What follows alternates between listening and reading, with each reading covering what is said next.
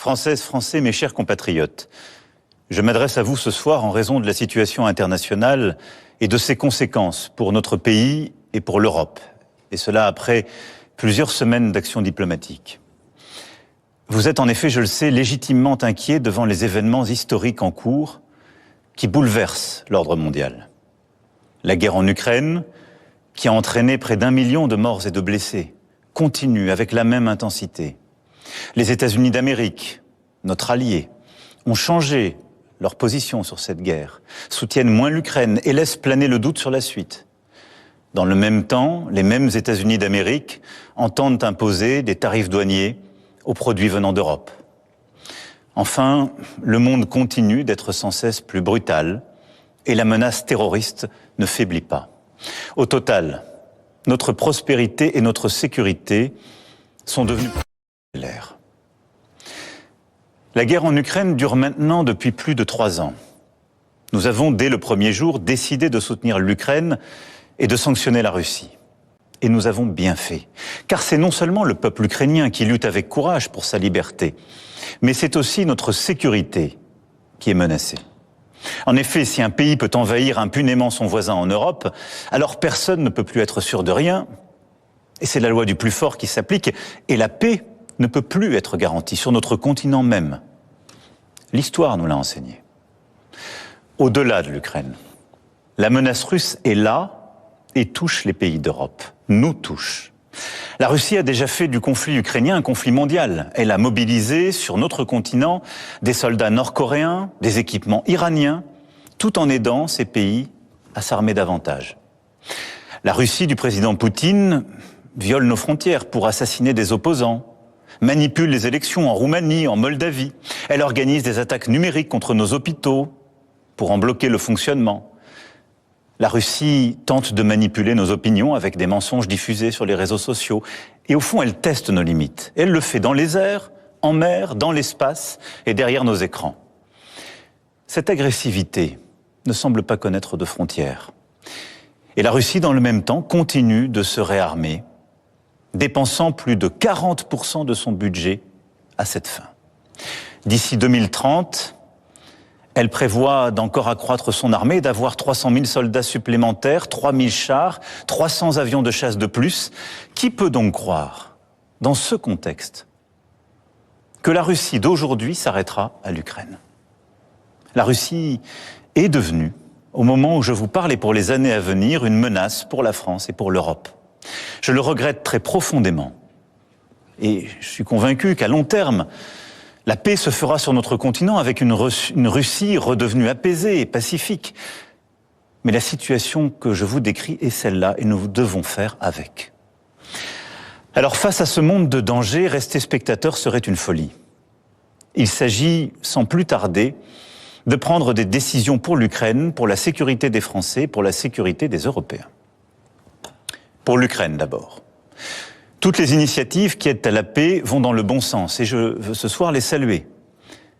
Nous devons continuer d'aider les Ukrainiens à résister jusqu'à ce qu'ils puissent négocier avec la Russie une paix solide pour eux-mêmes et pour nous tous. C'est pour cela que le chemin qui mène à la paix ne peut pas passer par l'abandon de l'Ukraine. Bien au contraire. La paix ne peut pas être conclue à n'importe quel prix et sous le diktat russe. La paix ne peut pas être la capitulation de l'Ukraine. Elle ne peut pas être son effondrement. Elle ne peut pas davantage se traduire par un cessez-le-feu qui serait trop fragile.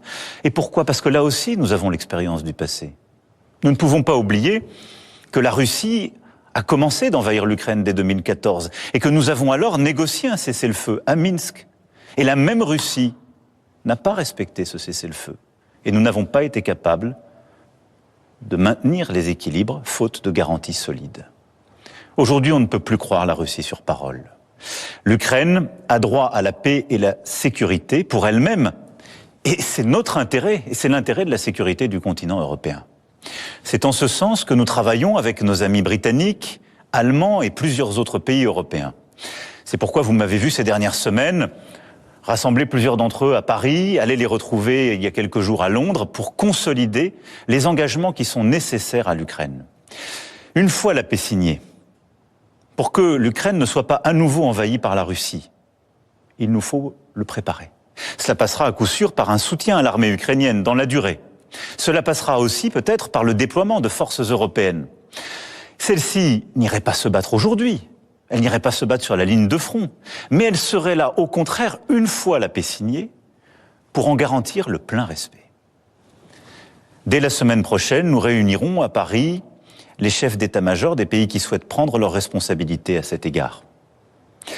C'est ainsi un plan pour une paix solide, durable, vérifiable, que nous avons préparé avec les Ukrainiens et plusieurs autres partenaires européens, et que j'ai été défendre aux États-Unis il y a 15 jours, et à travers l'Europe.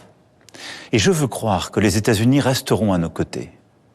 Mais il nous faut être prêts si tel n'était pas le cas.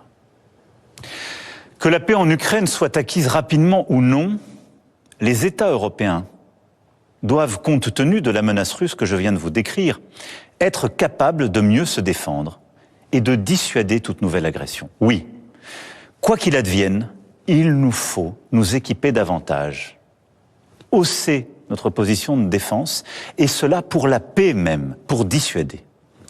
À ce titre, nous restons attachés à l'OTAN et à notre partenariat avec les États-Unis d'Amérique. Mais il nous faut faire plus, renforcer notre indépendance en matière de défense et de sécurité.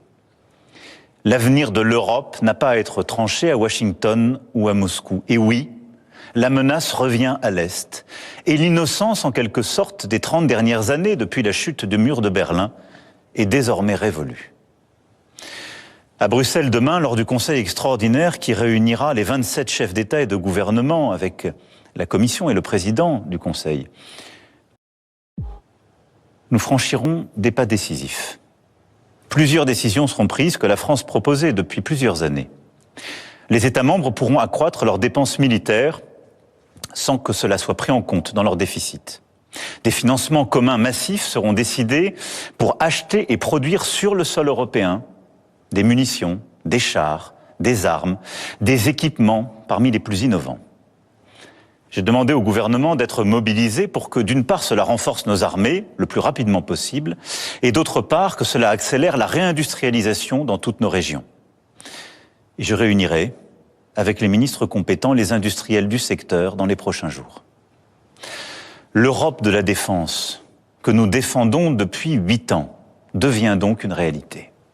Cela veut dire des pays européens davantage prêts à se défendre et à se protéger, qui produisent ensemble les équipements dont ils ont besoin sur leur sol, qui sont prêts à davantage coopérer, à réduire leur dépendance à l'égard du reste du monde. Et c'est une bonne chose. L'Allemagne, la Pologne, le Danemark, les États baltes et nombre de nos partenaires ont annoncé des efforts inédits en matière de dépenses militaires. Alors, dans ce temps de l'action qui s'ouvre enfin, la France a un statut particulier. Nous avons l'armée la plus efficace d'Europe. Et grâce au choix fait par nos aînés après la Deuxième Guerre mondiale, nous sommes dotés de capacités de dissuasion nucléaire. Ceci nous protège beaucoup plus que nombre de nos voisins. Et de plus, nous n'avons pas attendu l'invasion de l'Ukraine pour faire le constat d'un monde inquiétant. Et à travers les 2 lois de programmation militaire que j'ai décidées et que les parlements successifs ont votées, nous aurons doublé le budget de nos armées en presque 10 ans. Mais compte tenu de l'évolution des menaces, de cette accélération que je viens de décrire, nous aurons à faire de nouveaux choix budgétaires et des investissements supplémentaires qui sont désormais devenus indispensables. J'ai demandé au gouvernement d'y travailler le plus vite possible. Ce seront de nouveaux investissements qui exigent de mobiliser des financements privés, mais aussi des financements publics, sans que les impôts ne soient augmentés. Pour cela, il faudra des réformes, des choix, du courage. Notre dissuasion nucléaire nous protège. Elle est complète, souveraine, française de bout en bout. Elle a, depuis 1964, de manière explicite, toujours joué un rôle dans la préservation de la paix et de la sécurité en Europe. Mais répondant à l'appel historique du futur chancelier allemand, j'ai décidé d'ouvrir le débat stratégique sur la protection par notre dissuasion de nos alliés du continent européen. Quoi qu'il arrive, la décision a toujours été et restera entre les mains du président de la République, chef des armées. Maîtriser notre destin, devenir plus indépendant, nous devons y œuvrer au plan militaire, mais aussi au plan économique. Oui, l'indépendance économique, technologique, industrielle et financière sont des nécessités. Nous devons aussi nous préparer à ce que les États-Unis décident de tarifs douaniers sur les marchandises européennes, comme ils viennent de le confirmer à l'encontre du Canada et du Mexique.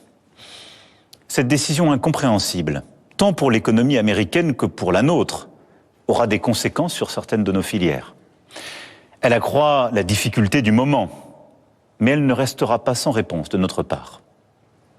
Alors, tout en préparant la riposte, avec nos collègues européens, nous continuerons, comme je l'ai fait voilà 15 jours, à tout tenter pour convaincre que cette décision nous ferait du mal à tous.